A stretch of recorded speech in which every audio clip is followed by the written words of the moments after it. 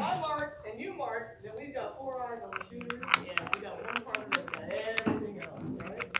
So we want to communicate. Okay. How we're gonna handle that quickly. It's not like you can have a conversation. Games we're gonna have room. We're gonna take it off. No, we gotta look, okay, boom, we talked about it. If it's more in the trails area, if we get to that line of intersection, that's the dead zone, right? That's where everybody's like, it's me. I say, hey, if it's not clearly in the center area, go you take it. So I know if I'm center and it's kind of on that line and my trail marks it, okay, we talked about it. I can go through that. Don't have to worry about it. Right? Raise your hand, Candy, if you had a pass and crash play. Okay?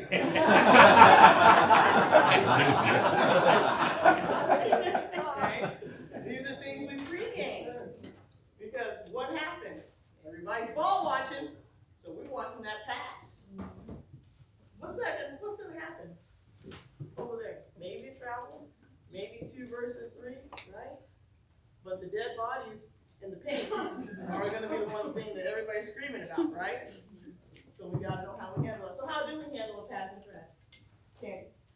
We stay with the defense and Who stays with stay what? in your area. Like in that situation, I should have stayed in my area on the defense, and I went with the ball and I took a quick look where it was going and bam, it was a problem. So what position? I was on the Lead. Okay, so your lead, we're gonna talk about it pregame. Hey, on a pass crash play, lead, you're gonna stay with the crash. That means I'm telling my partner in my center or my trail, probably gonna be trails and be on your side. And in high school, it should be easy because that's your area anyway, right? You're gonna go with the pass. And you can handle that, and we're gonna have 4 eyes, because hopefully your center is supporting. You're gonna have that crash cover, okay? I only saw like 6 people write that down. The other 36 that happened today. That's why you didn't write that down. Lead stay with the crash. Very good. Lead stay with the crash. I had something else to add to my thought. I discussed fights and how we're gonna handle it. Oh, if you talk about fight, you're gonna have one again. Yeah. Next thing. Criminal talk. That was 4 to 3. That was good for you. We're gonna have a Okay. Let's talk about that. So, in my pre-games, I stick with 4 C's. Communication, consistency, clocks, and command. Now they're all right. Woo. Love it. The gospel according to Brett. Command.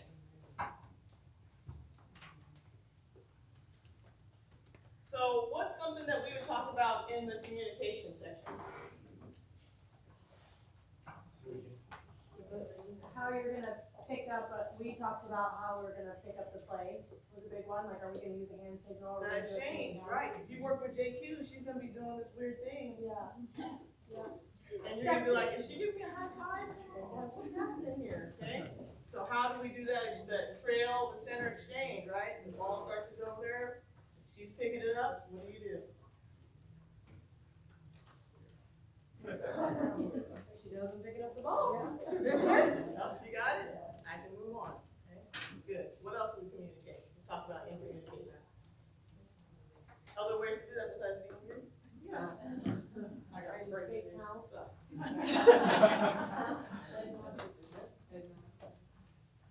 Or some people just very distinctly shift their position. Kind of like you said. Game situations, so like fouls, things like that. Dead ball officiating. What else? Out of bounds, if you're bringing the ball in bounds, making sure you have eye contact with your partner, they know you're inbounding the ball.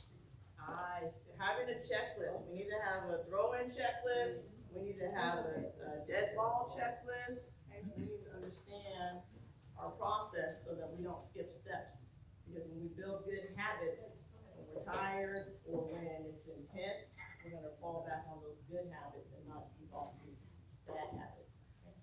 What about help calls? How many people changed one of their partner's calls yesterday? Where's my girl Rainey at? Rainey's not here? Or how many people Oh, that's good. assisted a partner with information? Tip. Right? There's a mechanical way of doing that. We don't just, oh no, JD, that's wrong.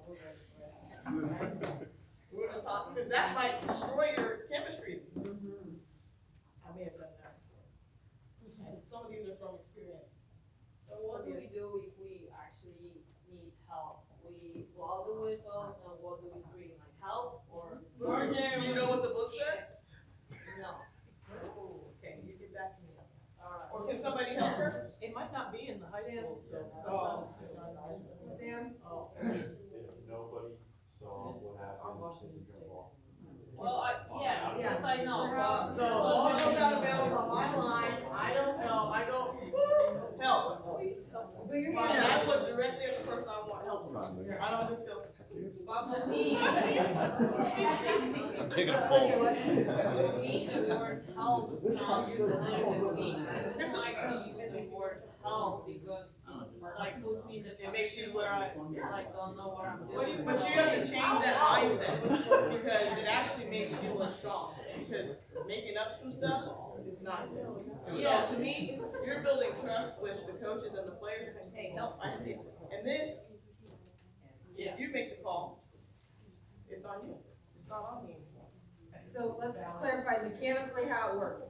If I have an out of bounds and I don't know, and Britt's C, I'm in Sam B, I go, boop, no, and she goes, boop, whistle, white, whistle, so the person that you're asking help, then you go, whistle, boop, white.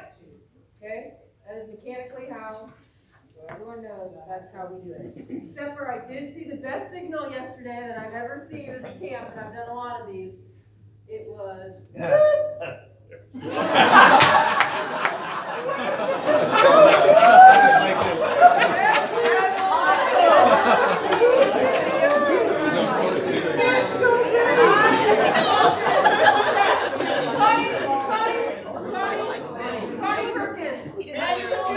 I'm submitting a new signal.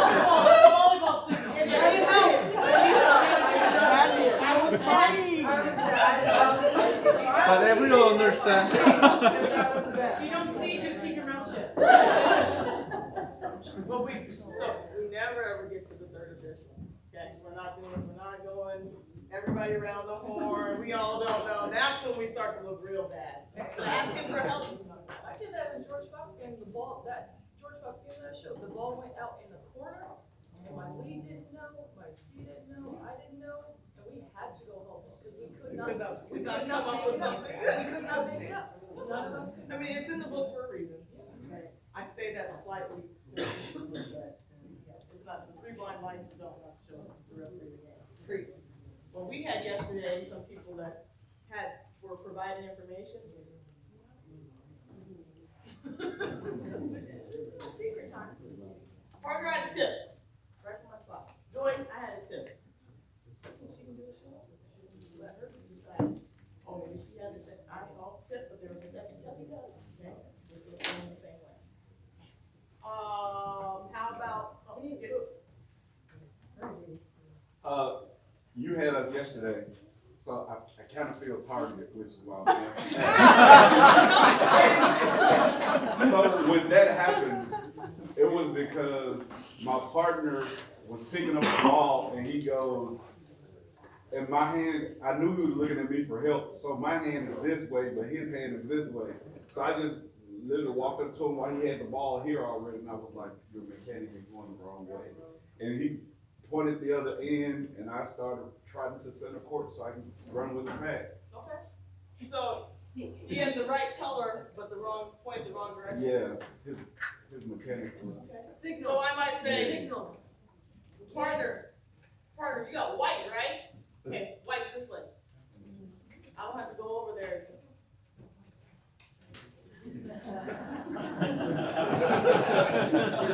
Right? Again, what are we portraying? We're still working as a team, but we're also running the game. We're not. Hey, Britt, can I say something? Yes. Hey, listen, if what we do is not a secret, Let everybody know, hey, we're gonna get this right. I would have said, woo, partner, we're going white, right? Oh, my fault, just pointed the wrong direction. I want everybody to know we're working together. We're gonna get it right. So don't, none of this, show yourself, put the S on the chest. You know, you guys are just trying to, we wanna make sure that they know who's running the game. So don't just point, ooh, Jimmy, white. Point the wrong way. That's all. That's what we wanna see today. So, In that, what you were gonna say about, out of bounds of, like, hey, have we always went white and the whole crowd erupts? Again, that's what we bring in. I say, if I'm asking you for help, I want your honest help. Okay, so if I go white and the whole gym erupts, I say, Britt, did you have anything different? And at that time, she can say, yeah, black. I'm like, ooh, okay, black. Like, it doesn't have to be a secret. That's good trust. Like, coaches see that, and they're like, oh, man, like, they're working together. Like, they trust. And if the coach freaks out, the players freak out, I have no shame in asking, right? So I pregame, hey, if I'm asking you for help, I want help. But don't go change my call every single time. You gotta trust your partner. Maybe they saw a double tip. Like, I say, unless I'm asking you for help, like, unless it's an obvious, oh my God, I missed it, don't come to me, right? But some people say, hey, come to me anytime. So again, this is what she's talking about, pre-games of people like to do it differently, so. and you have to also weigh the value of the credibility and the trust versus, if I'm gonna change a call, first of all, you better be 100% certain. Second of all, it needs to be necessary, like, 2 seconds into the game, and you don't need to undermine your partner, just to be right in that one. Now, at the end of the game, that completely changes, but just kind of weighing that and making sure that we're all working that. Okay, so we kind of hit on a lot of the group communication. Who else do we communicate with during the game? Table. How do we communicate with the table? We report our numbers and the file that we had. All right, so our voice, our signals, all right, so we talked a little bit this morning about trends, you get to the reporting area. And they're waiting to see your presentation. And some of us are way over here, and we're way down here. We're still doing secret numbers, right? 22, white, hold, 2 shots. Okay, everybody should be clear on what we're doing, what the resumption of play is. Who else do we communicate with? We got crew, tables, coaches.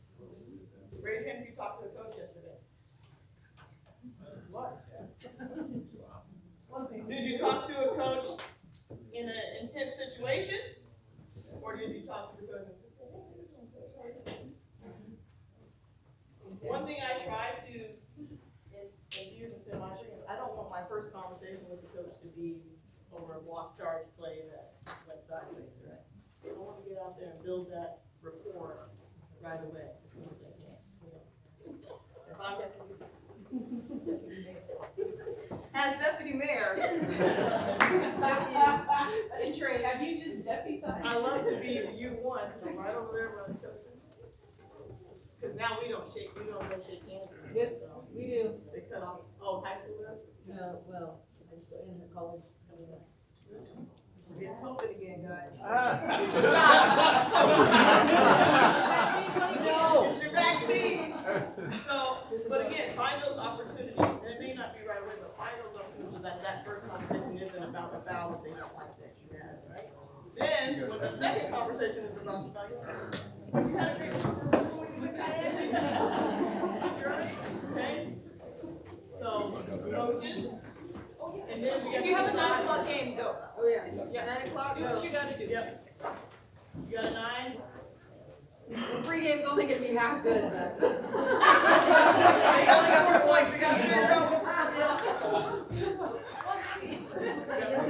We can communicate. Hey, if you only get 1, I'll take that one. Okay. So we communicate through table, coaches, 10 minutes. players. Okay? We're gonna go to consistency. How do we achieve consistency as a group? Awareness, good one, Joy. So was that like play recall? I need to understand what my partners are calling. and not calling, so that we can be on the same page. We don't wanna have a no call on one end, and then the very next play on the other end is the same play, and then I'm like, literally, I wasn't paying attention to what just happened, and now the coach said, hey, you just didn't call that. Oh, yeah, you're right, I forgot. Okay, understand what's being called and what's not being called. What else, how do we achieve consistency? Procedure, so like if it needs to be inbounded in certain places. Very good, and that's also good teamwork. So, where is the throw-in on a backward violation that goes all the way down to almost the far corner? Where's the throw-in spot? 28 foot line. I don't like it, but that's the rule. Used to be where the ball touches, that's where the violation occurred, right? Wherever the ball gets touched. Now, it's in high school, it's back to the 28 foot line. So, if my partner is still thinking old rules and they go to where the violation occurs, right, in the backcourt, what can I do? Say, partner, 28 foot line, remember? Okay, consistency. We want to put it in the right spot. Is it an advantage versus having it here versus having it there? And the new rule change, I want to clarify, I don't remember who asked me yesterday, like all the officials who looked at the whole book, is in the front court, when it goes inside or outside of the 3-point line to the end line or the sideline, is for every stopping play except for out of bounds. So for a timeout, same rules apply. Any stoppage but out of bounds, it goes to the spot. I asked that yesterday. Okay. Consistency, okay. How about clocks? Who's really good at clocks? Good. Got something to work on. Okay, you have really good clock awareness, awareness of the clock. Every time we hear a whistle, I take it my eyes on the clock. And at different points, I've trained myself to have eyes on the clock. That's my thing, I bring to the trick. Get a hand up. And the orders and tip balls.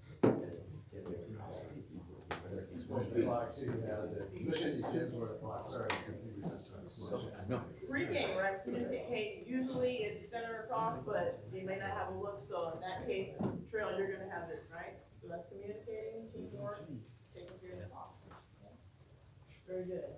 Last one is command. We gotta run the game. What are things we do to run the game? We get them in and out of timeout in time. Get them in and out of that timeout. You know what helps? Find yourself an ally, an assistant coach, the captain, the player that you have a rapport with. Help me get your coach out of this timeout. They'll help you. Okay, strong voice and presence. Strong voice and presence. If you give the players direction, they're more likely to go and be where you need them to be. If you let them wander all around, they're gonna wander all around. Hey, free throws, let's go. White, black, white. We're gonna shoot two. They don't know where they're supposed to. Am I supposed to do low spot or white, you're low? Talk to your knuckleheads, so that therefore, in case you know, have a close game at the end, you've already cleaned the game up and hope things go well. Proactive officiating, right? We're starting early. I'm building that relationship early. And I might say, hey, Captain, hey Joy, I need you to help me with Phil tonight. You know, he gets a little, okay? I'm gonna lean on you. And then when Phil starts popping off, I'm going, Joy, you want to take care of something? All right, boom, got it. And then that doesn't work, we move on to phase 2. Bam! Quick trigger, Brittany. Joy, I asked Joy to take care of it. Substitutions, 4-4. Woo. We had some issues yesterday. We had some issues. Subs were running in and doing all kinds. We're gonna have problems. We gotta control that. And that's part of controlling the controllers. All of our administrative things are things we can control. We can't control how the players are gonna play, we can't control how the coaches are gonna act, but we can control bringing in our subs, we can control the tempo of the game, by putting the ball in the pace of play. Control the system. I was gonna say, in terms of command, I like to start the game with it, so, and if you like kinda project that from the beginning, you don't have to assert yourself too much, because they already respect you, so like, making sure the jerseys are tucked in, the jewelry is off, like, calling them in on time, like, let's go, ball's going up, like, you know, not giving them an option or a moment to even pause, like, and I think when you come in with that assertion, they just like, oh shit, she means business, right, and then you don't really run into a lot of that later, so just setting the precedence at the beginning of the game, like, I think shit, you listen to me, and then we're good. Right? Get them to hearing your voice, right? I love that. Hey, I was scared when Kenny just said that. I'm glad to hear whatever she says, I'll give you a ticket.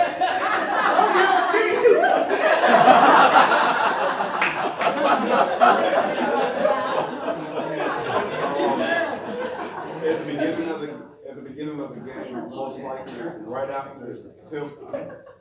If it's a good ball handler, dribbler, everybody else is setting up. So, one thing I think commands the game or the respect and you gain the trust of both coaches is the screens and the cuts. Make sure you're seeing that person's front. Make sure the other person is legal. Get the call right. Trust your partner. If you didn't get it right, they're gonna correct you. The coaches see you guys working together, so it's like you said, more credibility. And the command of the game is more in a sequence now versus us guessing. Do they believe us? Do I have to sail this call? I would say like on those physical plays, strong whistle, crashing. Strong whistle. I'm like, travel. Like, oh, that wasn't necessary for travel. Don't let her lie, she doesn't call traffic. Yeah. I know. Yeah, we're all working on things, so that's for a reminder. I'm kind of speaking into this. So after you guys don't feet up there. I can get the big ones. So the 4 C's are kind of setting up your contract. Then you also want to review any new rules or any memos that have come out. Mid-season, you start to get the memos, and coordinators are like, hey, you guys aren't calling, don't have more dribbler. So then we'll say in our pregame, hey, Julie just sent out the memo. It's always one of them, I need to read it because it says PhD, I already know. Just copy paste. Okay. So all the points of emphasis that you want to cover. And usually early in the season, we're gonna start talking about, kind of our areas of concern. So you wanna talk about your LGP, screen, rebounding, just kind of refreshing in the crew's mind what the baselines are for those fundamental calls that we have to make, okay? That we're all on the same page. And so how long is the pregame? Pregame is 20 minutes, okay? And you want the full attention of the crew. So this is after everybody's done stretching, water, TikToking, whatever you all do before. Phones are away, unless you're using it for your notes, that's fine, it's 10 gauge. But we're giving the crew our full attention as we set up our pregame contract. 20 minutes, and afterwards you can do then go back and do whatever you gotta do to get yourself, have your own pregame as well. That's also an important thing. So you have your crew, and then I have my own things that I like to do to get myself ready for the game. Now, caveat, in high school, it's, you show 60 minutes or you get there when you get there, right? And you might not have a coordinator who's following the rules, you might just have an assigner who needs bodies on board, so they might not be, really emphasizing, so you're gonna have to take some leadership and be like, this is how I want my games to go. And you might get some pushback from some of the old heads that are used to just getting out there and running. Yeah, but you gotta take care of you, and where do you wanna go in your record? And it should be engaging with everyone. It's the referee or the crew chief's responsibility to kind of run the pregame, but it should be engaged, all the crew should be engaged and participating, okay? I don't like to talk for my whole pregame, I'm gonna ask questions, I'm gonna get people to, comment and bring their ideas to it. Who's been just talked at pregame? They're just like the crew chief is just going, right? I mean, we've all been there, and it's like, oh my God, we're over, right? So think of what you didn't like and don't do that. That's what I do. And the last thing I'll say is add video to it, okay? When you're trying to get on the same page, hey, here's a screening play, and break it down. And so then you guys are on the same page, you can visualize what that looks like instead of just talking about it. And you can even draw, put them boards, whatever, you can draw it out a little bit, but get those clips, use those clips that you use, those are great tools. And then when you're crew chief and you're leading this, do what you say, right? Like, I've had crew chiefs that like talk this game and say we're gonna do all this stuff, and then they're out there not doing the things that they're doing. They just told me to do, right? Primary. Yeah, they're blowing all over the place, not trusting you, change, but like, so be a leader, right? For everything you just went over, do those things, because that's how you get people to be all in your boat rowing the same way. We gotta have time to check in, say, hey, are we doing things we said we were gonna do? Yeah, okay, great, let's keep doing that. Post game, same thing, did we stick to our contract? And don't be afraid to say, you know what, you said we weren't gonna change out of bounds call over each other, and I felt like you changed out of bounds, and I had it, and then you came in and you did it. As hard as you're maybe the lesser experienced person, you guys put yourself out there. I do want to touch real quick on what you said about fights. I don't bring up fights, because like she said, you shouldn't run into fights. We do all the things we do, there should be no fights. But I do talk about atypical situations. So that's a way to incorporate it without saying, hey, if there's a fight, let's make sure the benches are down and count the players. Hey, if there's an atypical situation, let's just make sure we're seeing the players, whatever you wanna do with technicals, flagrant fouls, and then fights that goes in this category. I just say atypical. Atypical, and then if you're doing college ed monitor, maybe we'll talk about that, make sure just everybody's on page with the protocol. JD, before we moved on, you brought up consistency. A lot of us were just in camp together at sound officiating. And one of the big things Paul told us about consistency is make sure you're consistent as a crew, both ends of the court for the full game. Those are the three biggest elements. Like she said, at any point, if you fall apart, coaches are gonna see it, players are gonna see it, and they're gonna start to use it against you. And that's where your fights come in, that's where your screens start to get out of hand, that's where cutters start to get aggressive and run through players, and now we got a game that's out of hand that we gotta try to control again. and one of the other ways that we didn't mention about to achieve consistency is getting to the dependable position that's in the mechanics manual, okay? So get into our spots, our home position. If we're not following the mechanics manual, we're not gonna be consistent. So you're gonna help yourself, that's why we harp on you guys so much about getting to your spots consistently, because that's where it is shown that we're gonna be the most consistent with our decisions and all of those. And mechanics and signals are two different things. I hear everyone interchange them. Signals are what we report, those are signals. Mechanics are what our floor coverage is, okay?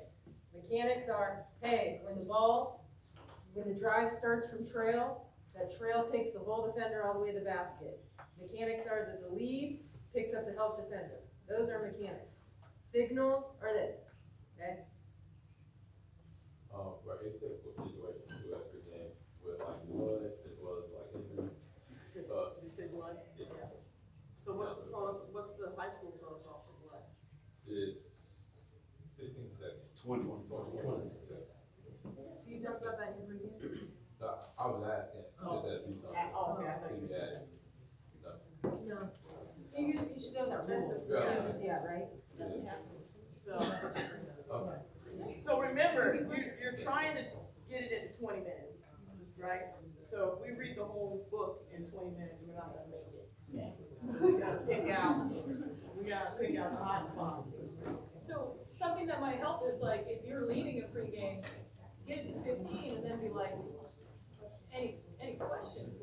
Do you guys know about this rule? I had this happen, it was kind of weird. What should we do? That opens up the minutia, right? Yeah, just have fun. You wanna work with people you have fun with, like, I have a expectation. sometimes we have 15 minutes, yes, we wanna go over all the things, but you don't know everyone, right? I don't know Mackenzie, I just got her camps ago, right? But I might use this as an opportunity to ask her about, when we're getting ready, about who she is, what she does, what she likes, kids, how old her kids are, right? Because when we all feel connected, we rep really well together. And I don't know about you guys, that's me personally. When I feel connected to my crew and we're all on the same page, we're vibing, shoot, it's easy, right? But when someone's on an island and someone else is on an island, like, I don't rep well. I don't feel like we're connected, I feel like we're doing different things, right? So. Be fun. The expectation is how you guys communication is a secondary call, like Louder, Will. I know you're working on communication, so louder. We gotta hear you. how do you guys communication with the secondary call? Like sometimes it's a first primary call they think it's not, but secondary call, oh, it was flowers come in, but it's sometimes it could be like the really sensitive communication. So I want to know is how do you guys like the communication skill with your partner? I'll make a call in front of my partner, right? So, first of all, as far as calling outside primary, be late, be needed, be right. So I'm write that down. Be late, be needed, be right. Be late. That's the timing of our whistle, right? I'm not blowing on contact outside my primary because that means I'm watching the ball. And I heard a lot of people working Be late, be needed, because it may be felt, but it may not be needed. Do I need to come out of my primary to get this? And be right. We ain't coming out on a guess. I heard a lot of people yesterday say they were working on their secondary whistles, their cadence. I need you to work on your primary. Like, we're gonna do first, get to secondary until we get our primary. Like, we gotta get that first, okay? So, if I tell my partners, we have this understanding in our pregame, okay, we're gonna be late, we're gonna be right. If I come on my whistle, I'm hoping that they're gonna trust me because I'm gonna be late, and it's gonna be needed, and it's gonna be right. Otherwise, I wouldn't be blowing my whistle. So we shouldn't have an issue. And then we can talk, hey, from my angle, they really got hit. Probably didn't see it because of the way it curled. Great, I'm okay with that. As a person that gets called in front of all the time, Julie.